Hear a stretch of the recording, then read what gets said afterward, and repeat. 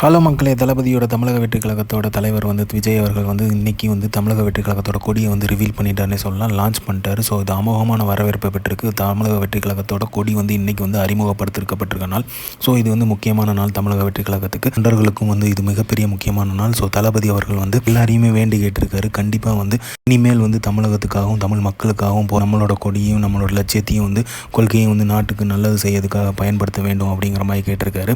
இந்த கொடி அறிமுகப்படுத்துறதுனால தாய் தந்தையோடு வந்திருக்காரு. அந்த மீட்டிங்கில் அவங்களோட அப்பா அம்மாவும் கலந்து கொண்டாங்கிறது பெருமைப்படிய விஷயம். இனிமேல் தமிழகம் எங்கும் இந்த கொடியை நம்ம பார்க்கலாம், எங்கேனாலும் பார்க்கலாம், எல்லா இடத்துலையுமே பார்க்கலாம். 244 தொகுதியிலும் இந்த கொடி பறக்கிறதுக்கான நிறைய வாய்ப்பு இருக்குது. அப்படியும் பார்க்காதவங்க சோஷியல் மீடியாலையும் பயங்கர ட்ரெண்ட் ஆகிட்டு இருக்கு.